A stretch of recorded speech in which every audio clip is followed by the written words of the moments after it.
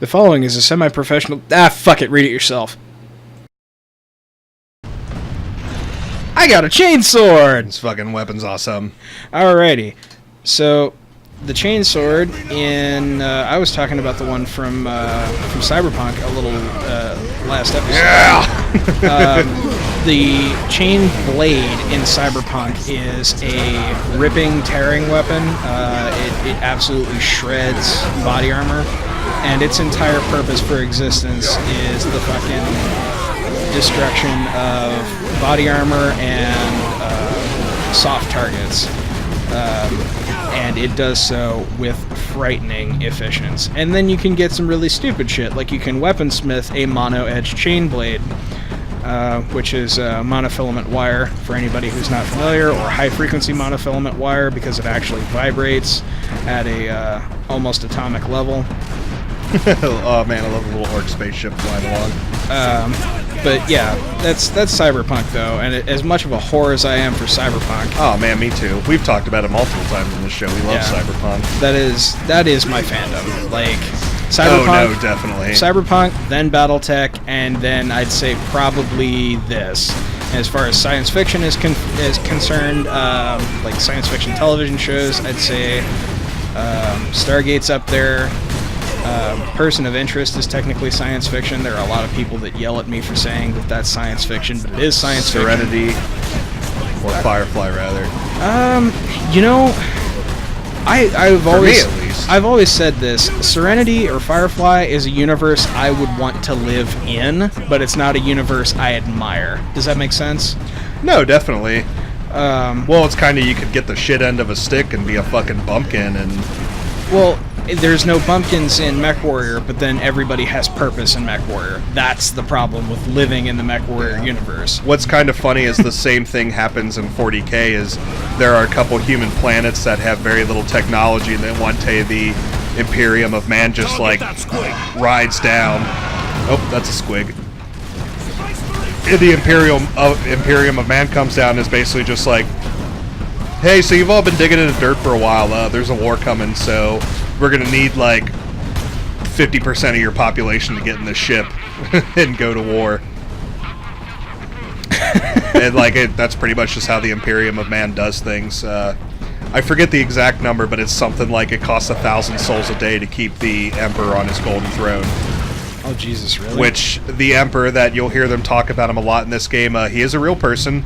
He is not a god, but they kind of treat him as a god, and he's technically dead, but he is kept alive via, like, technology in a chair as a vegetable because his psychic power is so strong. Now, what happens if he dies? Does the world just... Nobody knows. Huh. That is one of the most unknown things in, like, 40K. Is what would happen if the Emperor, they finally just let him go. Interesting. Yep. That's a red barrel. I know what happens because I play shooters. Yeah, and everybody who's like, man, why would the orcs do that? They're very dumb. They are an incredibly stupid race. So, like I said, my experience with 40K is the Last Stand mode of Dawn of War 2 and the Exterminatus for this. That's pretty much the extent of Warhammer 40K. I mean, you've seen, like, my models and stuff. Yeah, well, yeah, but I haven't. Have you watched me play?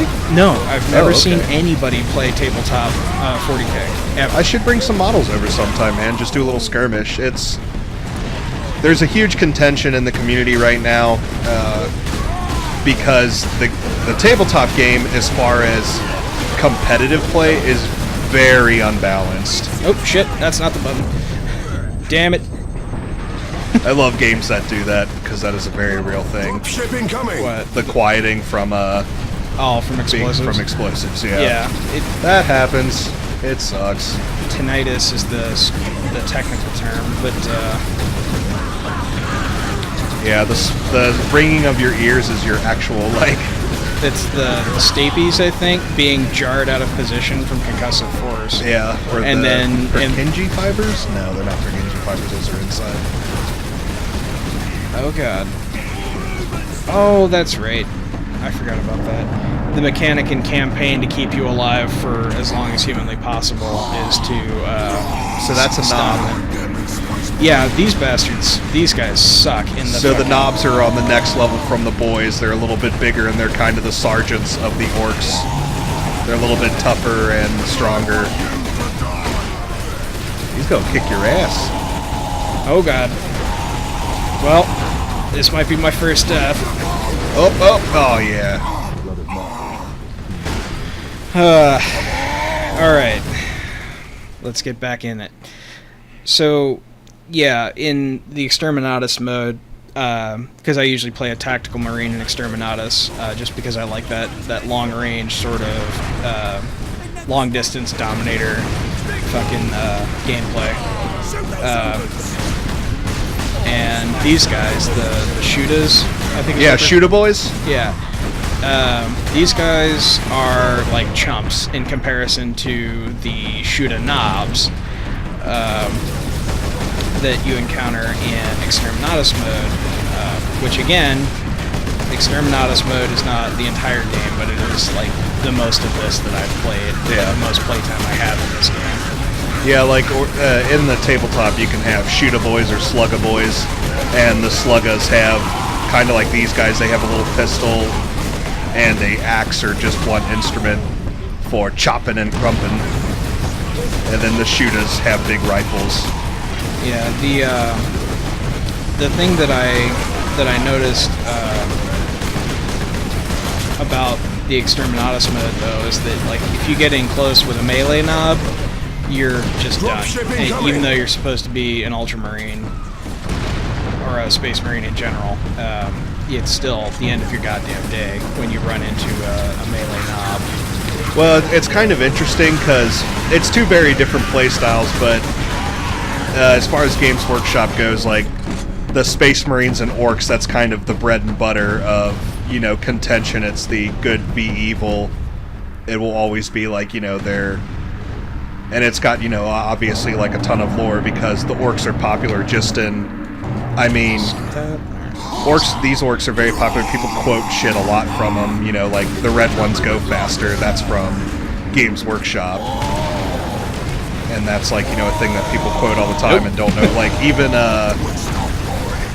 like Futurama's quoted it before, and I can't think of any other like time that Futurama has shown 40k knowledge. And then the whole thing where the red ones go faster is from is the orcs basically are all connected psychically in some way. And, ooh, finisher move. When you see the little dot above their head, you can finish them. Yeah, I'm realizing that now. Yeah! What? Oh, he won! How did he win? Because he's better than you. I don't know. It said, like, mash left click, and I did it, and it didn't work. Maybe you need to do it better. But because the orcs No, believe... I never thought that I might need to do something better, Roman. Thank you for being that everlasting beacon of fucking support. Anyway... You got it, buddy. But because the orcs believe that their color red goes faster, if they paint their trucks red, they will indeed go faster just because they believe it. So, when fucking fighting Blood Angels, that's a horrible decision to play orcs? Is that what you're telling me, or...? Well, just like orcs would see them and they'd just be like, oh man, them guys is fast. Like, they would just think they're fast. I thought they actually got a speed buff in the fucking tabletop. In the orcs do. No, like in the tabletop if you were playing Blood Angels, because the Blood Angels are No, they don't have that. Maybe in an older version or something for fluff, but no. Like, it's just basically orcs themselves. In fact, there's a couple of books about... So that's the other thing, is like, as you can see, the orcs' stuff is very, like, ramshackled together. Yeah, that's been taken for multiple, like, numerous other games. Oh, yeah, like, so they just... The only reason their stuff works is because they believe it. So there's basically like a scene in a book where these Imperial guardsmen found like an orc truck, and they're like, oh shit, yeah, like we could totally drive this back to base. And they like couldn't get it to start, and they're like, what the fuck, like we can't get it to start. And they like opened the bonnet to look under the hood basically, and there's no fucking engine. And they're like, what, how do we Do this. It literally works by magic. It literally works because the orcs just believe it's a work from their psychic ability, and Somebody told me once that their guns are actually just tubes. their guns are just tubes and look a certain way, and they fire because the orcs believe they fire. Ow. Nope. that was a no. And go! Oh, finish move! Finish move! Did you get him?